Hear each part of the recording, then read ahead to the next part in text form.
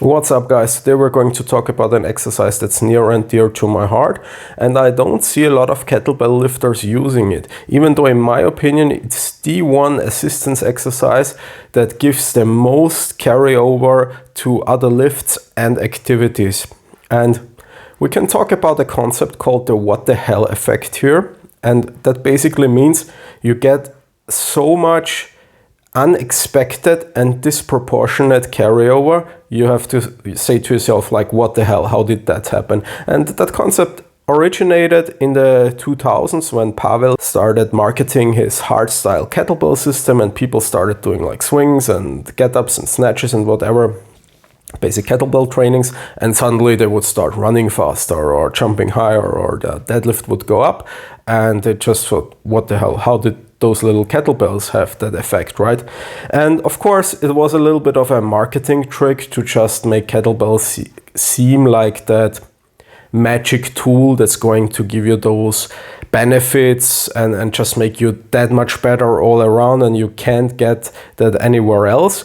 But there is, in my experience, some truth to the idea of a simple exercise giving you a lot of carryover in different areas. And the one exercise I really can say I noticed that multiple times is the bent over row. And actually kettlebell lifters usually don't use it that much because they usually do some type of supported row, like one arm rows, like gorilla rows, like renegade rows, and those are all great. But the bent over row has a unique benefit of being static dynamic. So you actually support your structure by being bent over, right? You hold a static isometric hinge position, and at the same time you have the dynamic element of rowing with your arms, and that makes it really unique. And I had two like what the hell experiences with the bent over row, and the first one was in 2023 when I was really getting into serious kettlebell sport training. And I was working at the gym at the time, and I started doing bent over barbell rows. Like, I'm going to talk about variations a bit later, but I usually use barbell rows because I'm not a kettlebell purist, and when I have a barbell available, I like the ease of use of just being able to load the plates onto the bar and get going. But there's no reason why you can't do a bench row with kettlebells. So anyways, back to 2023. I started doing bent over barbell rows, and all of a sudden I noticed like my snatch, I was doing biathlon, training kettlebell biathlon, that includes like kettlebell snatch 10 minutes with one hand switch, and my snatch numbers would just go up and feel so much stronger. I started snatching the 28, the 32, and my numbers, like my back would just feel invincible, like this weight felt so light and it just flew up. And later that year I started also serious deadlifting, and my deadlift numbers also went up very easily and felt super solid. And I think in that year I pulled some of my best feats in terms of back strength. For example, I pulled a 200 kg deadlift in weightlifting shoes, standing on a plate, so huge deficit. And I did 2 reps and my body weight was under 80 kilograms. So I think that was really good, beltless too.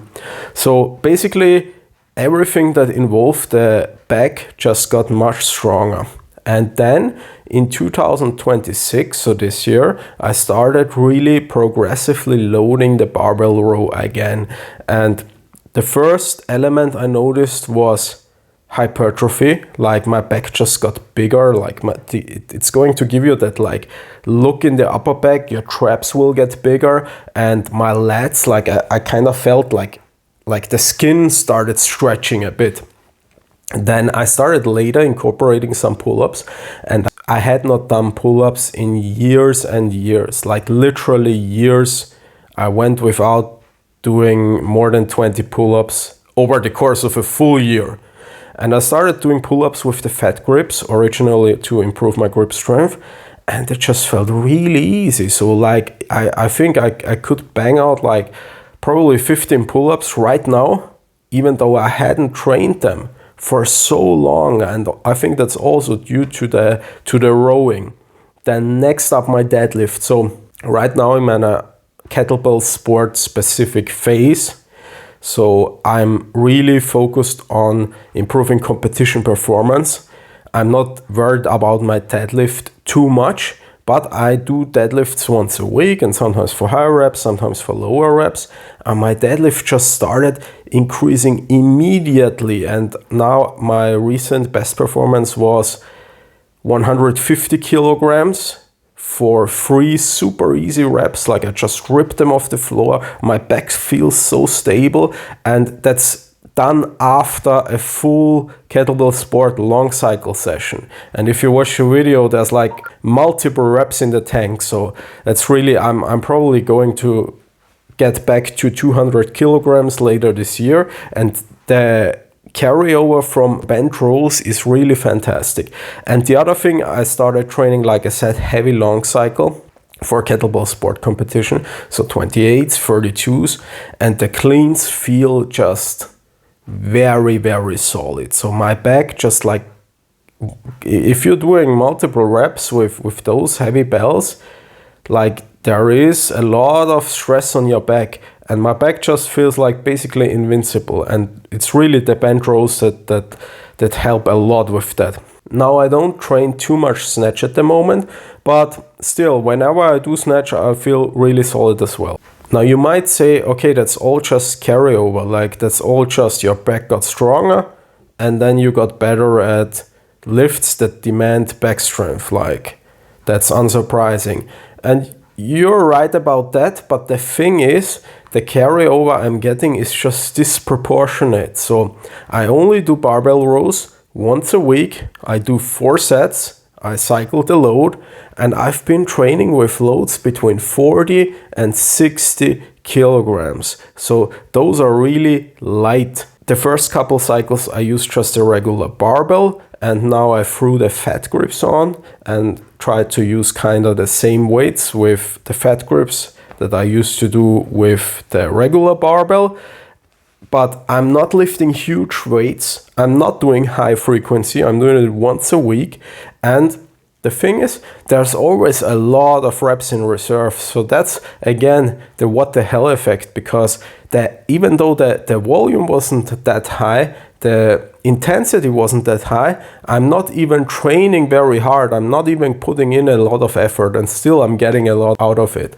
So that's really remarkable. So in terms of variations, there are a couple of variations you can use. Like I said, I like to use the barbell. If you have a barbell at your gym or at home, don't be a kettlebell purist. Like the barbell is like really simple and effective. You can load it. It's easy to like manipulate and pick up off the ground. So just use it if you have it. But if you don't, if you train maybe at home, you only have kettlebells, you can do that with kettlebells, and I don't think it's going to be any less effective. In fact, you might get a little bit of the benefit of slightly larger range of motion, because you can just like kind of pull a little bit higher.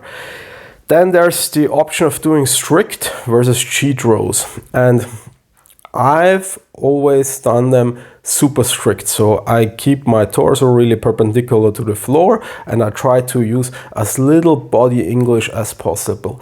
But there is something to be said for cheat rows, and I think they build a lot of strength. So if you want to really push the weight and use a little bit of body English, I don't think there's anything to be said against that. And in fact, a lot of super strong people do that. So that's really up to you. Torso angle, personally, I only use, like I said, perpendicular. Like there's like people who go way up with the torso. And I think that may be good for maybe developing the upper back a bit more. But in terms of actual carryover to back strength for deadlifts and cleans and snatches, etc., I think the perpendicular torso angle is ideal, because it puts your posterior chain really in a disadvantageous position. And that's something people used to hold against the bent over row, because they would say, oh, it fatigues your lower back or maybe your hamstrings or whatever. But in my opinion, that's a feature, not a bug, because that's the statodynamic element I mentioned at the beginning of the video.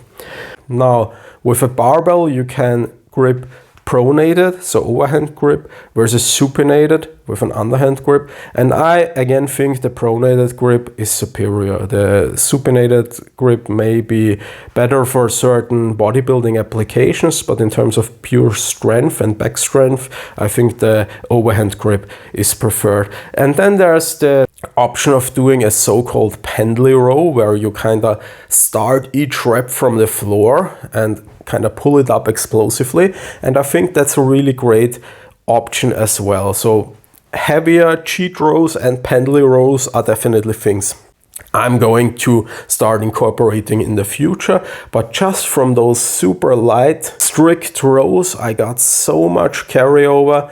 And I think it's really, if you're not training bench rows, you're doing yourself a disservice. So I think like it's really simple. Like I told you everything you need to know. You just need to apply it. Like, let me know your opinion, your experience, if you have any, and see you guys next time. Leave the video a like and subscribe to the channel.